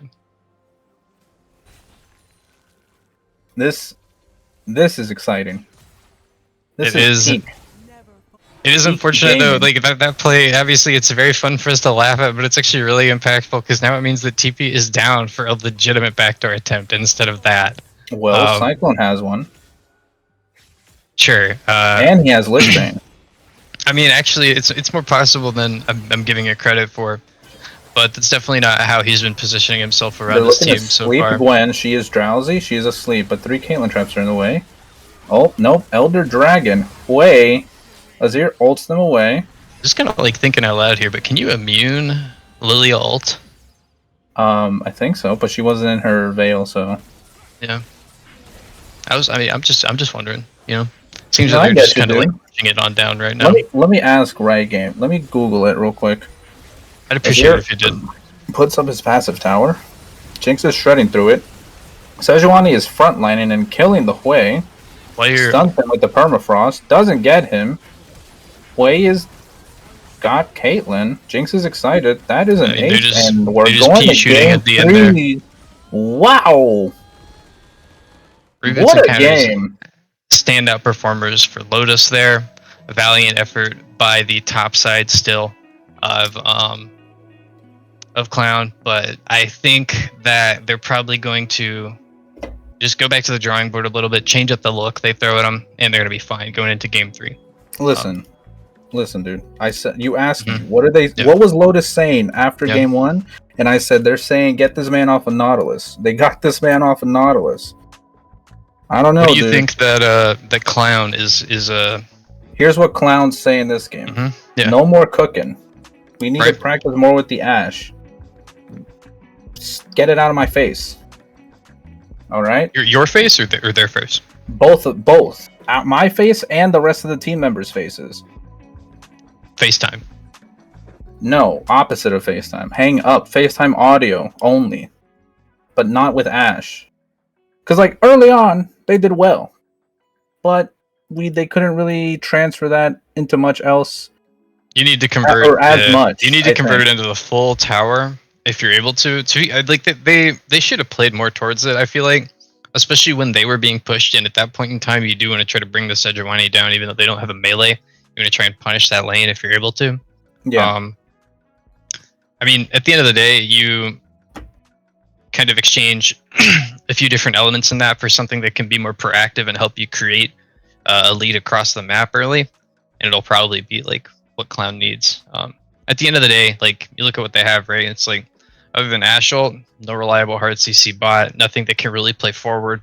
Azir, right? He has shuffle, which is great, but it's great as a disengage tool. A lot of times, you know, looking for a shuffle is not as realistic as we kind of like envision it to be. Top lane, Gwen.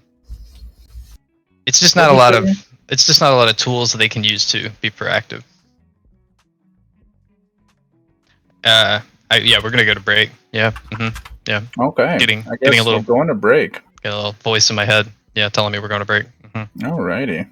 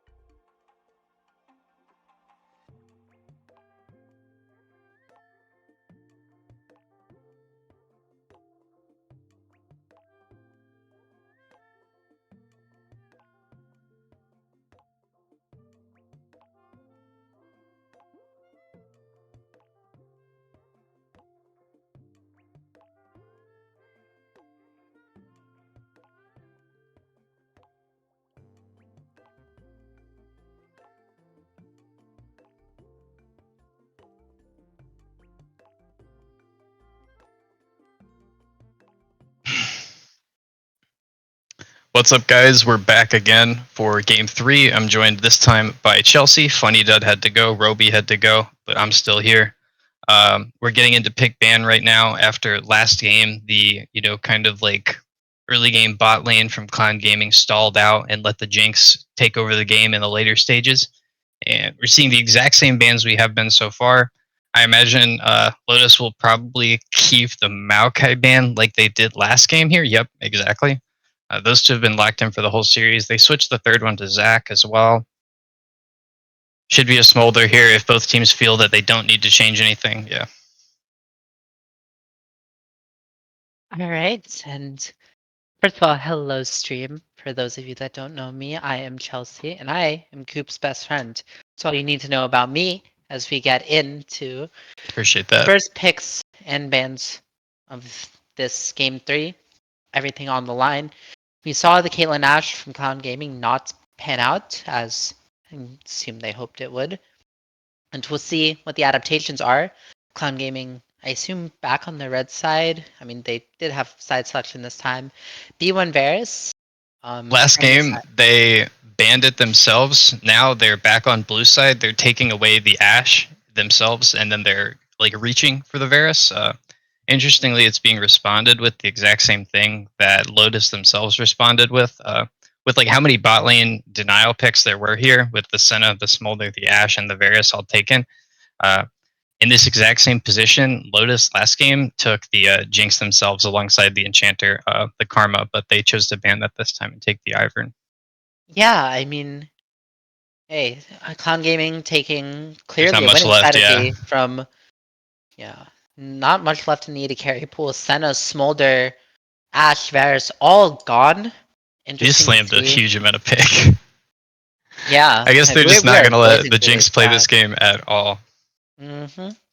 B1 Bears already a strong laning champion with, the base, I believe 575 attack range, a more dominant AD carry paired up with this Blitzcrank, I assume just in anticipation of some sort of enchanter lane or potentially a Thresh, both matchups which Blitz tends to be able to push the advantages of that champion. And the Vi locked in as well, very good lockdown. Especially when Vi ult coupled with a Varus ult or a Blitz hook can keep that Jinx down. Really, no matter what she does, she has no innate mobility, and even if she flashes away, it's going to be rough for her to escape that. On the side of Clown Gaming, They should be taking support response here, right? yeah, I mean, kind of have to as Clown Gaming. They already do have one enchanter, but is not in the bot lane. It's going to be Occupational Hazard on the Ivern in the jungle. With them already having that, I'd honestly love to see them go for something that could kind of provide a little bit of peel or counter engage, like a Braum or an Alistar with this spot. Okay, cool. Yeah. Yeah, like you said, Braum locked in. Very good answer. Just in isolation to the Blitzcrank. You hook her Braum, and he says, okay, I'm chilling. They're always going to feel comfortable taking those 2v2 trades down bot when neither jungler is interfering with the lane and the way it's played out. Lotus has been addicted to this Poppy all split, or not all split, but all series long, should I say. They've taken it on blue 1 in game 1 to start. That is They took it wild. They took it on red 4 last game, flexing it both times. And now this time they are just outright opting for it top lane. It's been going down quite a bit in CS and EXP in every single game it's played so far. But the Gwen's still up. They might lock that into it like they did last game, but they took away the Olaf like they had from first game. I guess they want just some team fight presence, some engage out of it instead of trying to outright counter the Poppy. Which isn't the worst idea. In terms of win conditions, Cloud and Gaming with the R1 Jinx sort of locking themselves into a play for Jinx, they're laying it down with the Jinx and the Ivern. B4, B5, Poppy, Talia. Good. I mean, both those champion signature anti-dash capabilities. Makes life hard for this Ahri that was locked in on R3, but really struggles with dealing with a, stacked lethal tempo rocket Jinx running through your backline and crushing your skulls. So they are going to have to rely heavily on this Vi to take care of this Jinx through Braum disengage, Ivern shielding, and now Gragas disengage. And I mean, Clown Gaming has a very clear path to victory, which is stand on top of Jinx, and it's going to be on Lotus to make the early plays happen, do something in these fights, get these picks, because straight up 5v5 they should lose at the very least. I don't know. This is BOL Emerald, man. Like anything can happen in low. It sure is. In game one, Hazard took the Ivern. He played super well. But one thing that Counter tried to do in response to him is he tried to establish off of mid lane prio vertical jungling, trying to reach up towards his top side when he wasn't there and take some of the camps he had marked. Um, how does the Talia RA matchup go pre-6? Is that one where you're going to be able to get any sort of shove or any kind of control if you want to be able to look to take Ivern's camps, or are you kind of forced into full clearing and matching with them with that? Talia, as a champion, if it's done right using the workaround, can get control of a wave. Level 1, I mean, both these champions, Talia and the Ahri, known for their stellar ability to sort of crash a wave into the enemy's face. Ahri Right. as well, depends on like what rune she takes, if she specs into the DMAT to clear casters. But both of these waves are going to be dead. Both of these champions are going to want to move with their junglers towards the side lane. I don't really think Ahri should have an opportunity to look for a kill onto the Talia with just the defensive utility of the rocks being able to be placed on Ahri Spirit Rush. However, it's going to be, using the Talia wall to move down, or using Ahri just walking into river to maybe get kills onto the Ferris. I mean, nobody really wants to go top lane. It's Poppy Gragas. Respectfully, who gives a shit? No, I agree with that for sure. Everything's going to be about, trying Going to get towards bot lane. this Varus and this Blitzcrank ahead and put this Jinx behind. And conversely, it's going to be this Ahri trying to shove out waves and, punish Talia for moving, or, come in with a counter roam. With the ultimate, able to respond, even if the Ahri is able to move first, a lot of times, if the Talia is able to get a good R and time that right, they'll still be able to come in and counter the play. So a lot of times, like any fight that we're going to see, it's going to not just be, a normal 1v1. You're going to see a lot of people from both sides start moving towards it, because when everything's kind of in a neutral state, then everyone feels comfortable running up towards and joining. Okay. And it does look like that we are going to make our way into game very, very soon as Summoner's Rift fades into view. Now, with Blitzcrank, traditionally a champion that mind controls teams into doing level 1 shenanigans, I will say that if both teams have a strong level 1. Yeah, Blitzcrank goes for an invade onto Braum Jinx. Should be nothing less of suicide, and we see the side of Lotus Crypt recognizing that and still going for a standard 5-point, not running in and losing the game on they're their stacking own. with an entrance for it as well. I think it's pretty good to be able to cover both those entrances at the same time. Okay, Yeah, if they look for the invade themselves, they're going to be spotted out, but... Yeah, I mean, they drop a ward in Tribush looking to maybe catch the Varus on rotation, but Reboot... It should be implied, not seeing anybody there, that the Tribush is warded, right? They should have a pretty good idea that somebody dropped a ward and backed off, I'd imagine. So yeah, they know that they don't want to go much further. That entrance ward as well, catching Blitzcrank on the other side of the play, getting the ward onto Ivern's blue, and Lotus Crypt's, if you look on the minimap, Lotus Crypt's top side has actually moved into the red side of this Ivern. And Ivern, as a champion, very important to track, because he will, randomly go buff into buff, and the second buff is yours, and then you're very sad because you've lost your red buff. Ivern has the unconventional clear. It's, technically hard to like optimize, but especially at this level, it's very hard to play against, because it's, the only champion that has this, grove mechanic and the instant smite clear. So we'll see if Counter XD knows what to do. We'll see if Occupational Hazard wants to try and utilize the strengths of the Ivern, or if he just plays it safe, paths to his Jinx, and... He's looking for the more traditional route that we see some like LCS and LEC Iverns do, where you just try to mark 5 or 6 camps without using a single charge of smite. The one thing is you're oftentimes doing this because you're not anticipating any kind of invade. Just like in game 1, we already see Counter is moving up towards the red buff. He's just going to keep trying to make life hell for the Ivern taking away stuff, because even if he holds 1 or 2 charges of smite, it's very difficult for him to actually counter this play directly and get as much back on the other side. With no anticipation of an invade, I mean, Otter is invading, and he will be able to pick up the red right before Occupational Hazard goes back to collect the Grove by actually starting the Q, level 2, just to go over that, top side wall, the Baron Pit wall, to, get easier access in and out of the red buff. Not a, It was a clever skill order, honestly. Yeah, if you're going for the invade, it's a way to optimize time. And with how close Ivern was to walking up to that red buff and smiting it away, it was definitely a necessary investment in the skill points. In just terms of like who's going to reach level 3 first, it probably is going to be Hazard here still, because he's already collected his bot camps down towards that side. Counter is marking stuff and clearing himself. If Hazard is, a little bold, he could maybe look to try and get towards opponent red. But again, this is the reason why a lot of times it's tough to play against somebody who's invading you on Ivern, because you're playing around your timers, which are a completely different set of timers.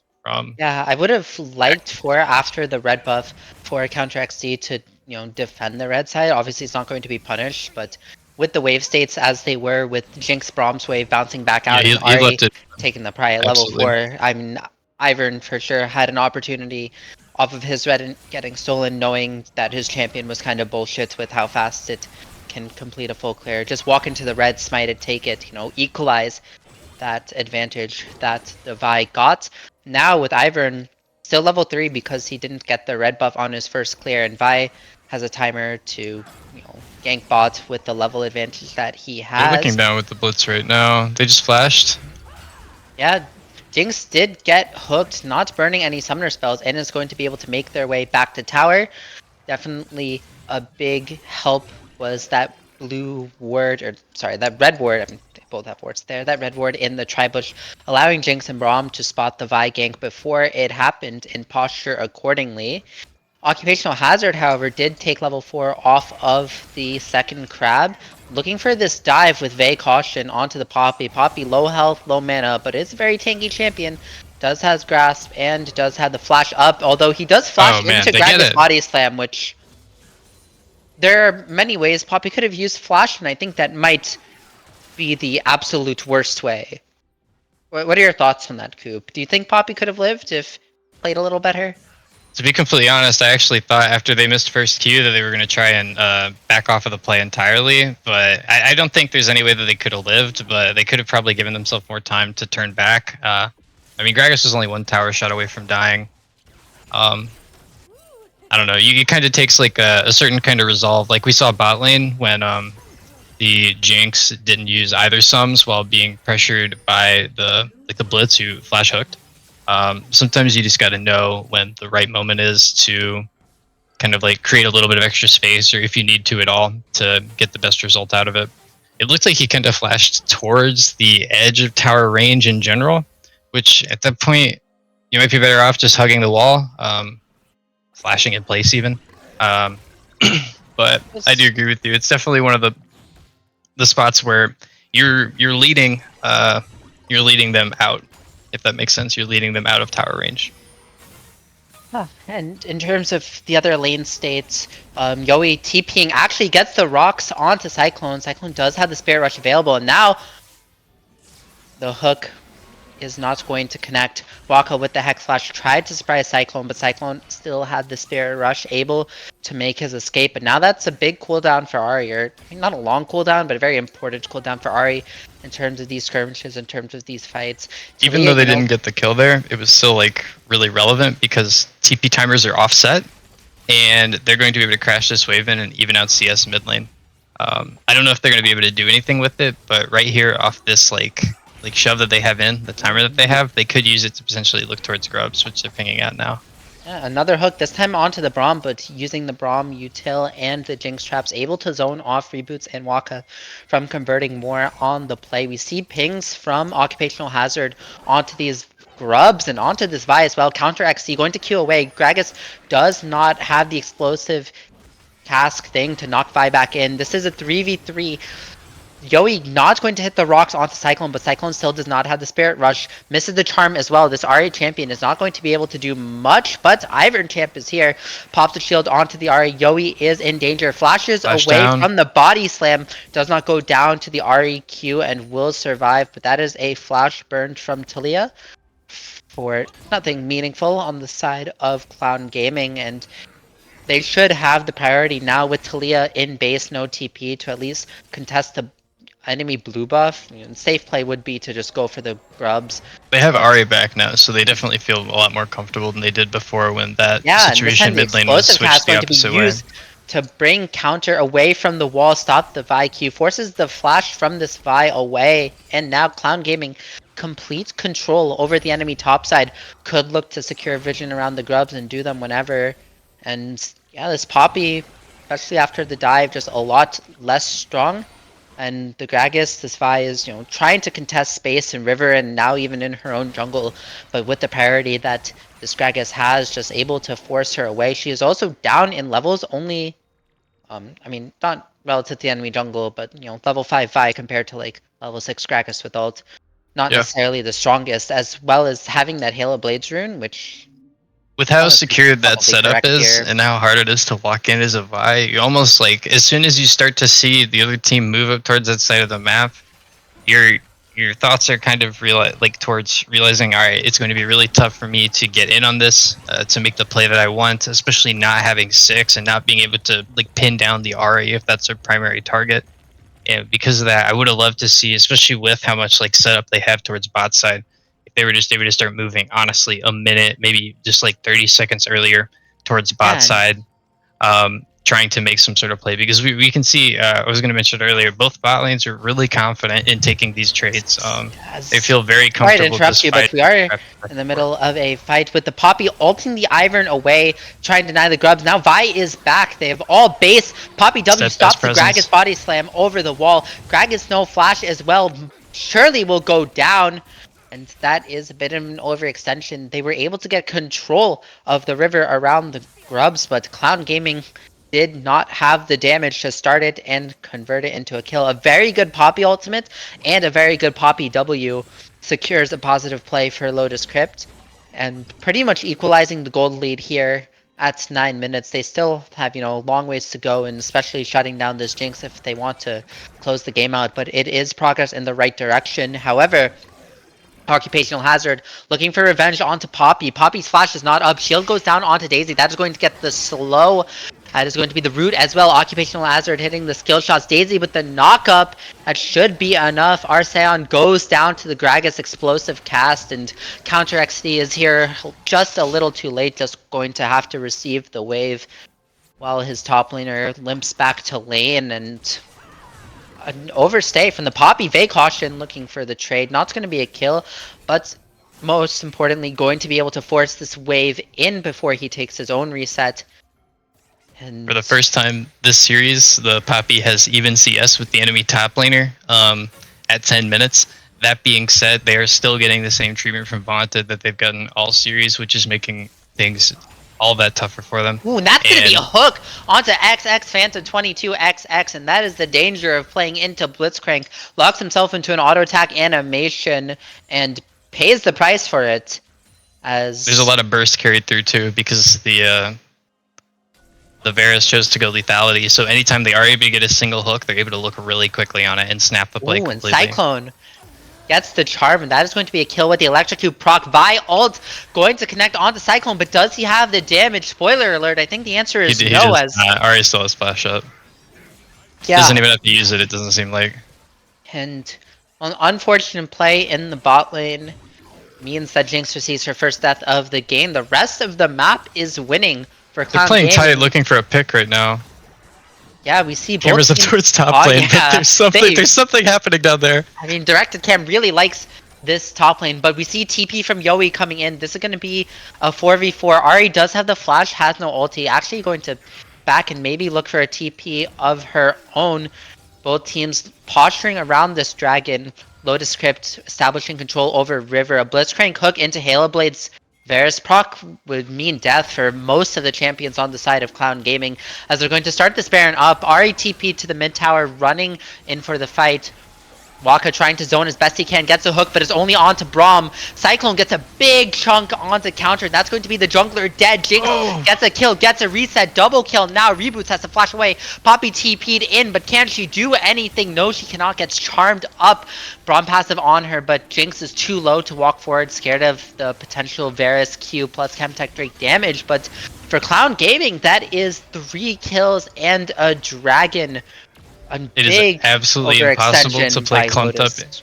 It is absolutely impossible to play clumped up in the pit against what Clown Gaming have picked so far. You need to stand outside of it. You need to take that space and take the wider entrances if you're able to, because trying to fight in that space, it's almost always going to go just how it did. You're going to get absolutely AoE'd to death, and they're going to keep you from ever even being able to walk out with the Ivern, and with the RA, and with the Braum.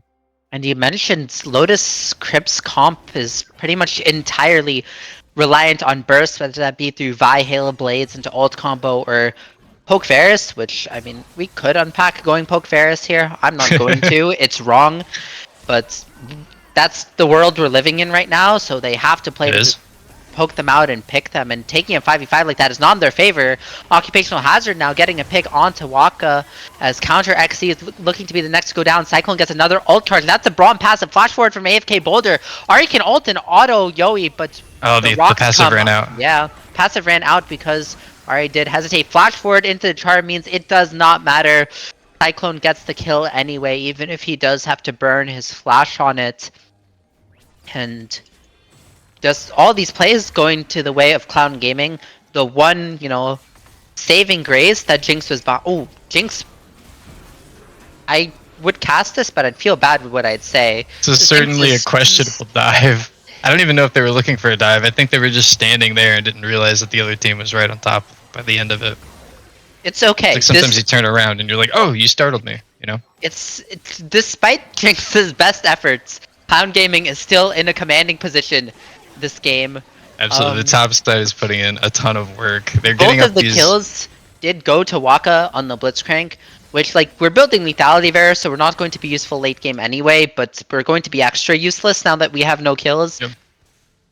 Seems like every single game so far this series that one team took a bot lane that was designed to create a large snowball early and put the other at a substantial deficit was not able to do that to great enough effect, with a Jinx being on the other side in both instances, and it just being able to just keep chugging along, get items. Obviously they haven't reached their first spike yet, which will be Kraken, but I mean, with how things look right now, we do see a play potentially brewing on the bot side. Cyclone moving down, looking to Yoi's on vision here, which should make off him of the walk play.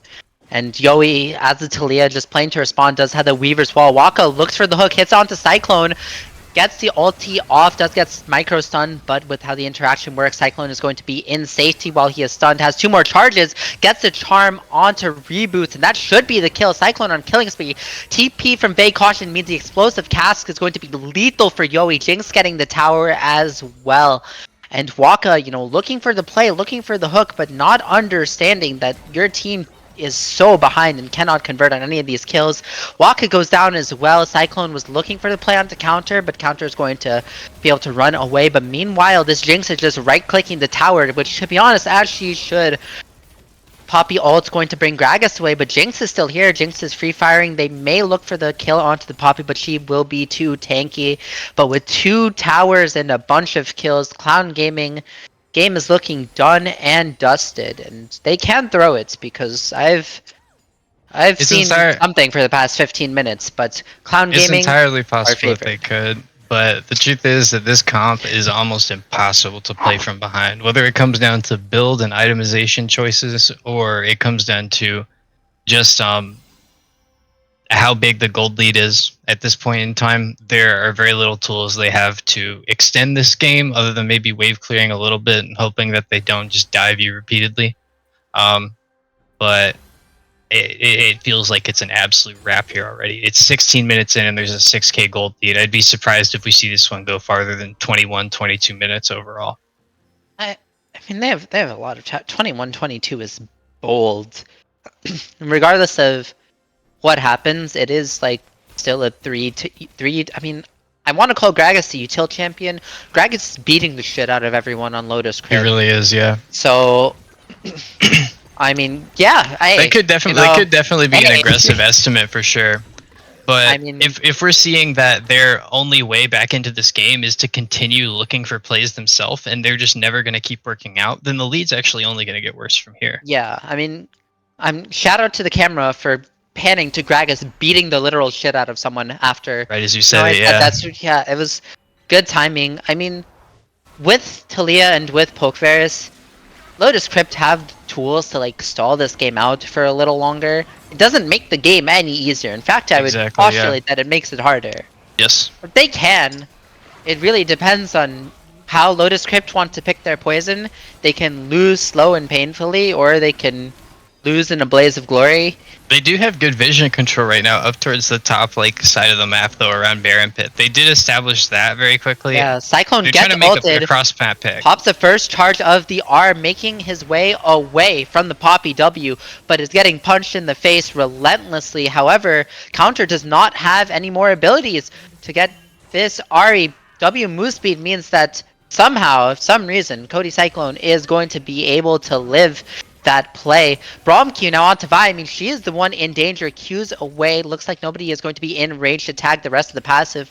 But Clown Gaming can just look onto this Rift Herald. And in terms of accelerating the pace of this game for a 21-22 minute estimate that you have given us, Coop, this objective is paramount into, you know, breaking open the base of Lotus Crypt.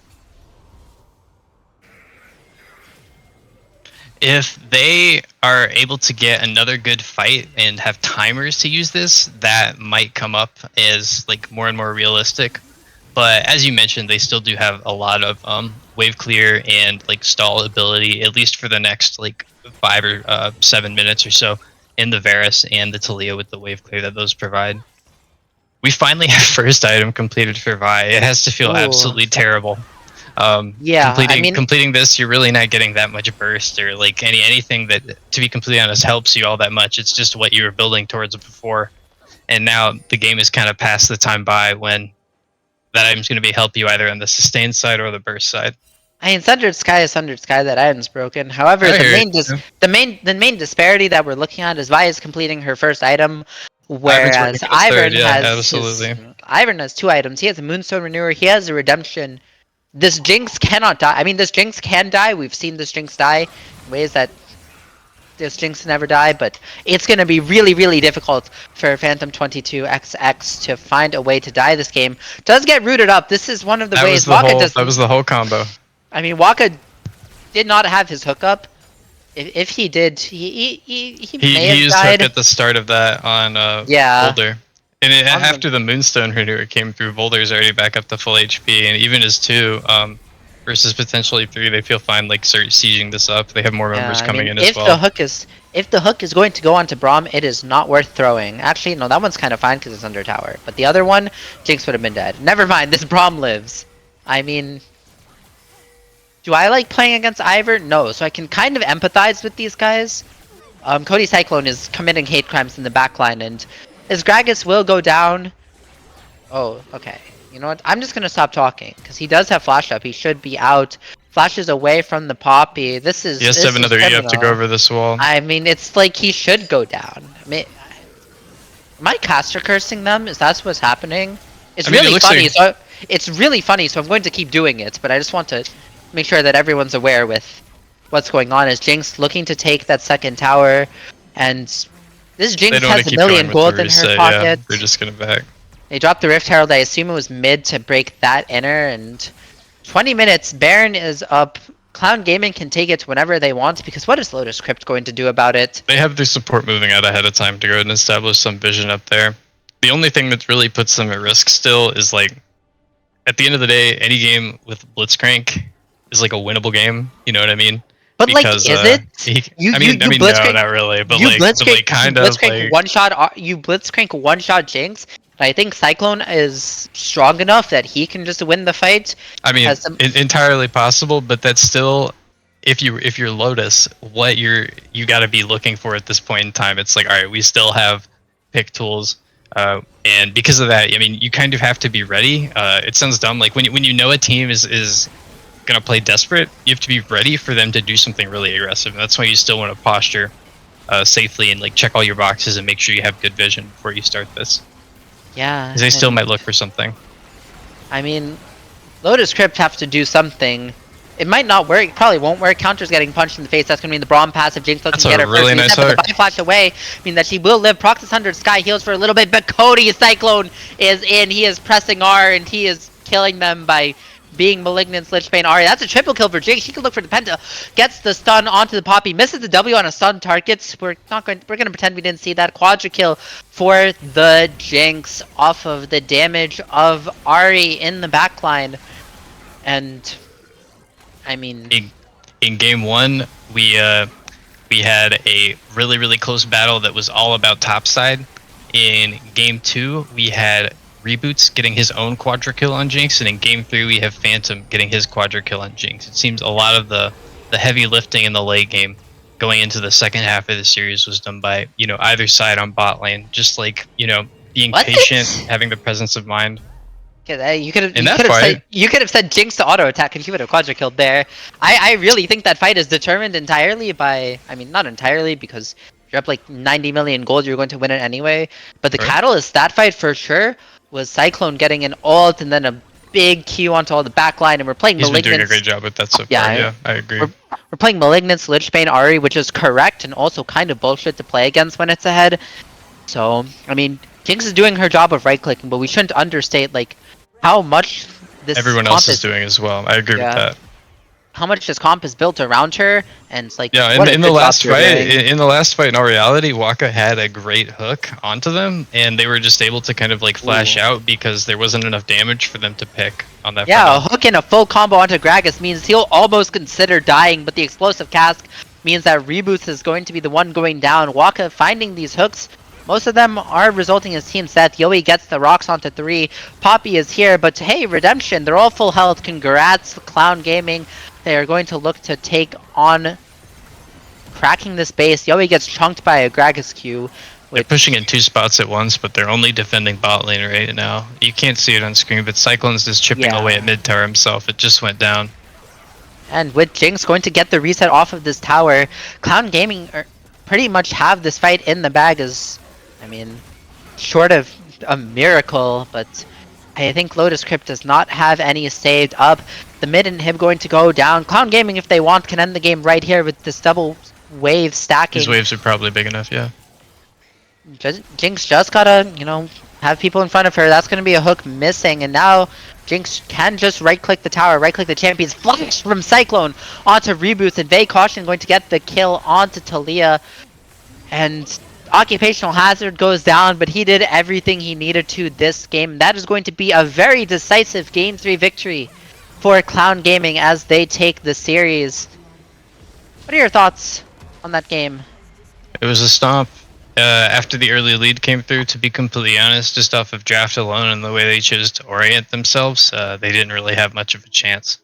I mean, you need to have items so that you can continue to go in and look for those picks and play aggressive and fly around the map and make plays, because that's what your comp is designed to do. And they were never able to really kind of hit that stride. In all reality, one thing that I kind of felt from both teams across the entire series is there was just never any decisive pressure, or at least not a ton, from either team down towards bot side, other than just like a lot of 2v2 fighting, which gave whichever team had some sort of scaling advantage the edge down there as well. The one thing that I will kind of like commend counter for is in both games when they had to play against Ivern, which can be a pretty tough assignment when your team is losing lanes, that he was always trying to take something on the opposite side. He was trying to get camps counter jungled. He was definitely playing against that pick correctly, but he just wasn't able to get the proactive plays. Instead of just like small EXP and econ wins in the jungle, he wasn't able to like really convert as well as you'd want a Vi 2 to make that comp work. With Occupational Hazard putting a lot of his early resources into the Gragas top lane to, and Vay Caution, definitely use those resources very, very well in the mid game. It is on counter XD to make something happen onto this Jinx in the bot lane, and nothing ever really happened, at least through the Vetso, the jungler. There are 2 moments that, Jinx slipped up, but, without jungle pressure and with how poorly the rest of the map was going, it didn't end up mattering. Clown Gaming able to secure the team fight victories. Jinx able to right click as a Jinx should, get those kills and close out the game in 24 minutes, which, not the 21-22 that you predicted, but pretty damn close. Still a very decisive win. They should be really proud of the third game, even though they faltered in game 2. I guess that's going to be just about it for us. Remember, everybody, for every single Twitch sub, Northward takes off another piece of clothing. Chelsea, do you have anything? I don't think I have anything that can top whatever the heck you just said. All right. Thank you all See for y'all later. watching and have a lovely evening.